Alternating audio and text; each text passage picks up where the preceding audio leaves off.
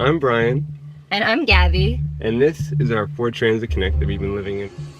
Gabby Petito was 22, full of life and dreams, but her journey ended in tragedy at the hands of someone she trusted. Her voice was silenced, but her story demands to be heard. This is Gabby's story, a cry for justice and change.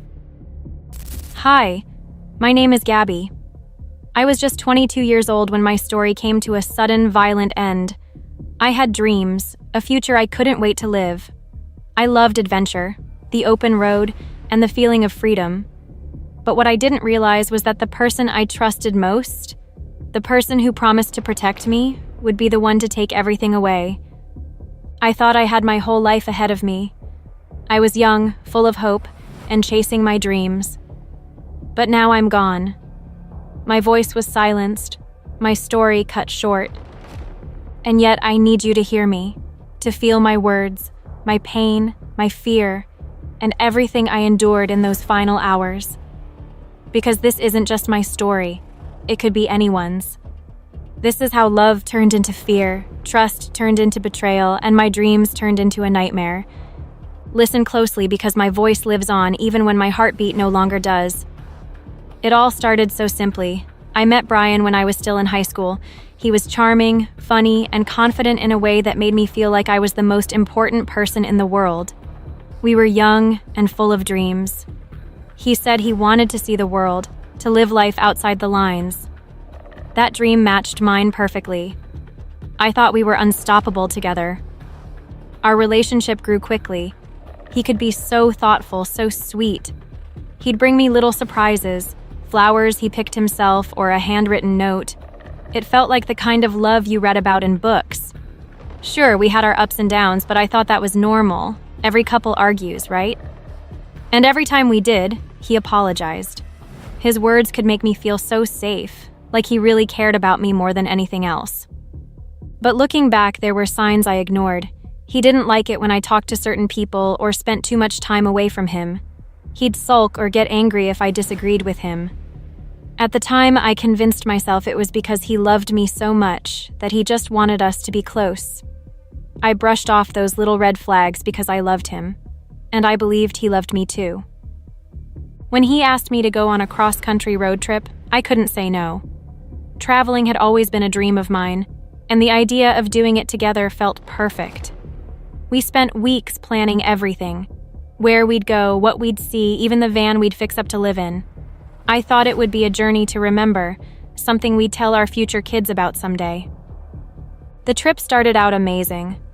We drove through breathtaking landscapes, camping under the stars, and waking up to sunrises that felt like they were painted just for us.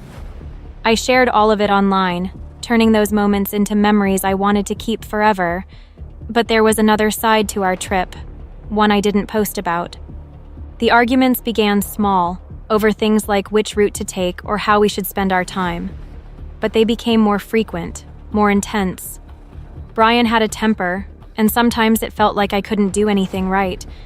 He'd criticize how I drove, how I spoke to people we met, or even how I packed my things.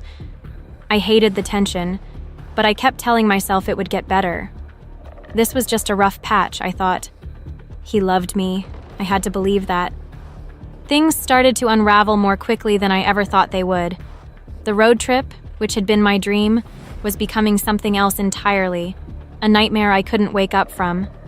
Every day felt heavier, like I was walking on eggshells. I never knew what might set Brian off. Some days, he was the man I fell in love with. Kind, attentive, the Brian I wanted to believe in. Other days, he was someone I didn't recognize, someone who scared me. I remember one fight in particular. It started over something small, something so meaningless it almost feels silly now. He said I wasn't being grateful enough for everything he was doing. Driving, planning, taking care of the trip. I tried to tell him how much I appreciated him, but he just kept going, his voice getting louder and angrier. I hated when he got like that. His words cut into me like knives, and no matter what I said, it was never enough. He grabbed my arm that time hard enough to leave a mark. I remember the shock of it more than the pain. He apologized right after, crying even, saying he didn't mean it, that he was just stressed. I believed him. I told myself he was under a lot of pressure, that this trip was hard on him too. I didn't tell anyone. What would I have said? That the man I loved had hurt me? That I was scared? I didn't want anyone to think badly of him. But it didn't stop. The outbursts kept happening.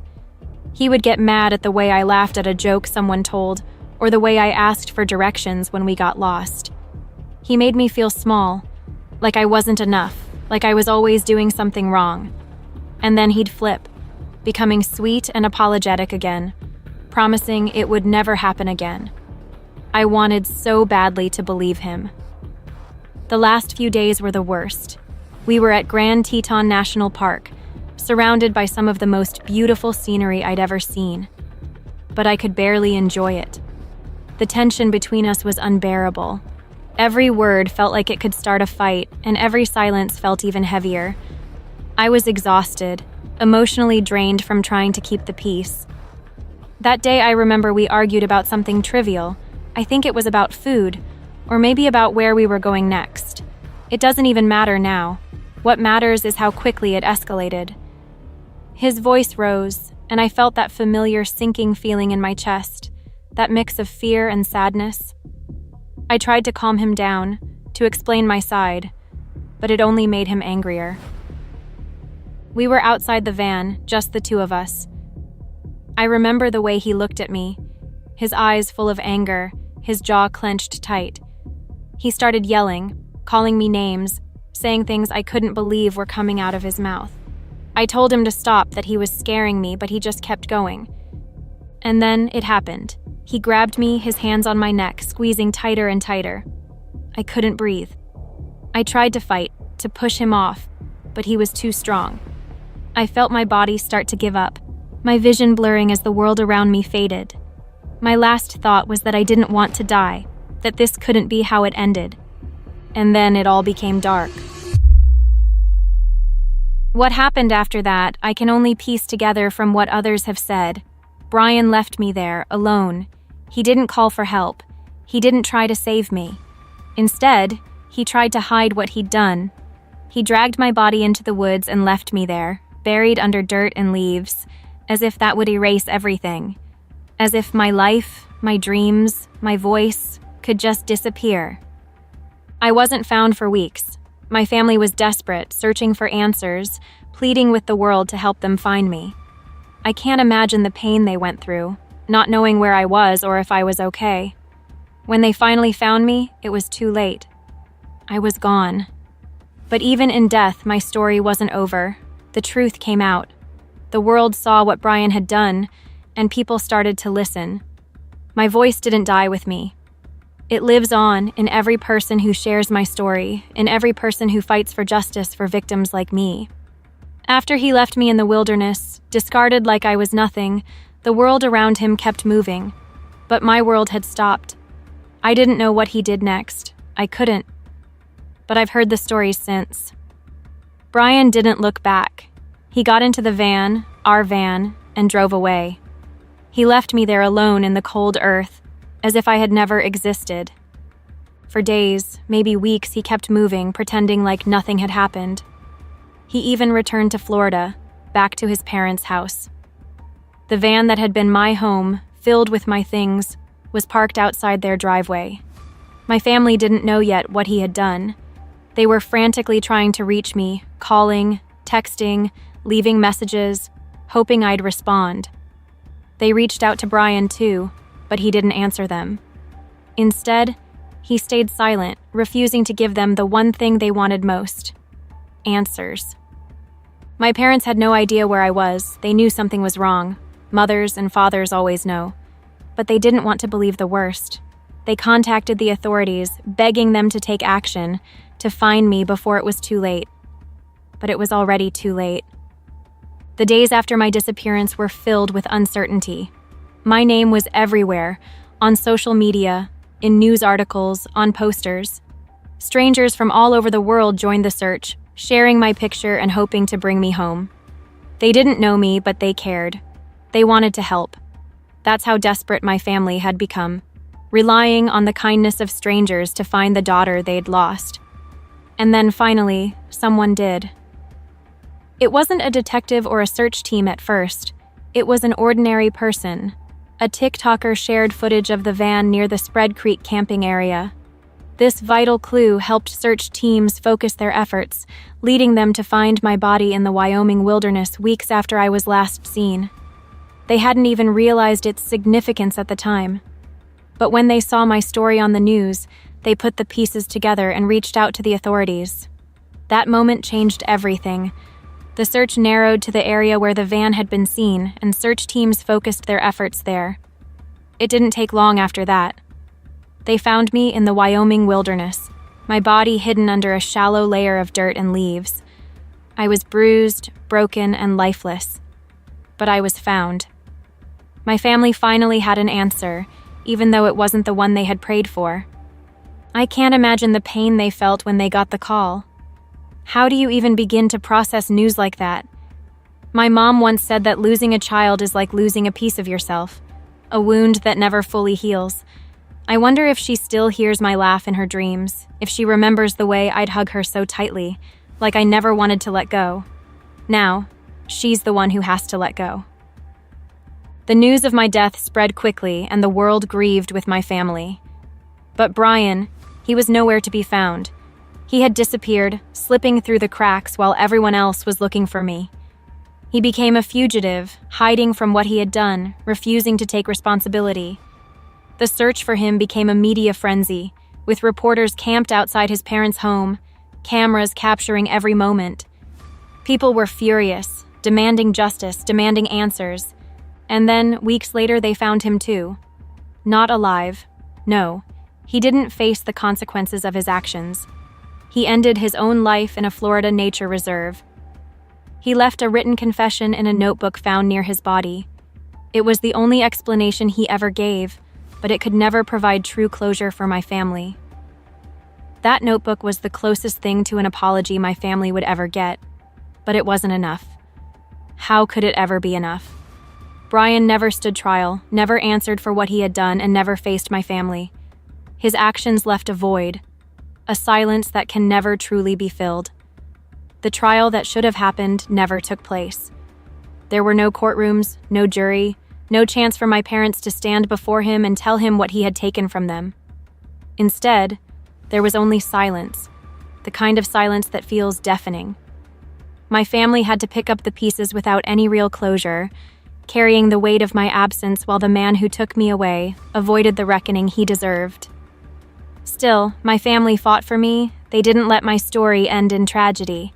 They created the Gabby Petito Foundation to raise awareness about domestic violence and provide support to victims and their families. They've made it their mission to help others recognize the warning signs of abusive relationships before it's too late. They turn their grief into action, making sure that no one else has to go through what I went through. The pain of what happened to me will never fully go away. Not for my parents, not for my siblings, not for the people who loved me.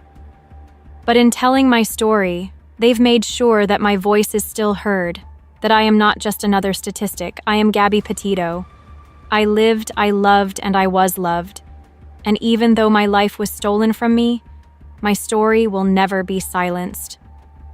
Even though Brian was gone, and the chance for a trial vanished with him, my family didn't stop fighting for me. They carried my memory in everything they did, determined to make sure my story didn't end in darkness. They turned their grief into something powerful, something that could help others.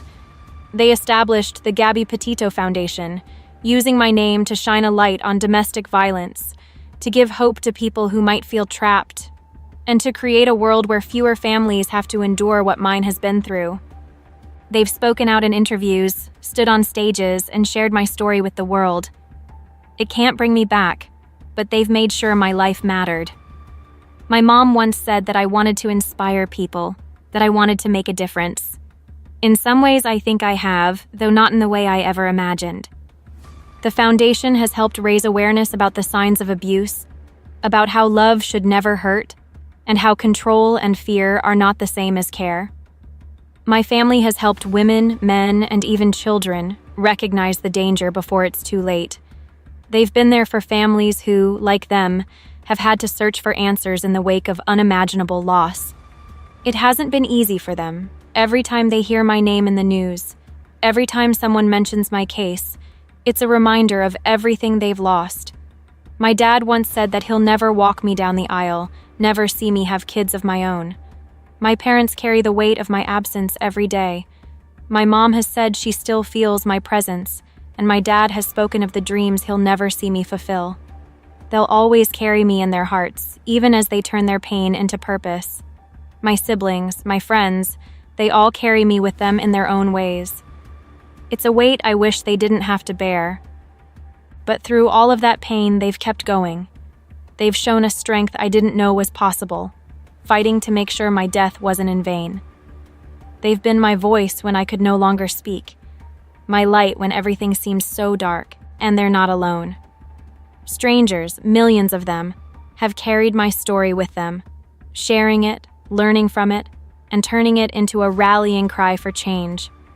People have looked at their own relationships differently, left toxic situations, and found the courage to speak out because of what happened to me. It's a strange, bittersweet legacy, but it's mine. My story didn't have the ending I dreamed of.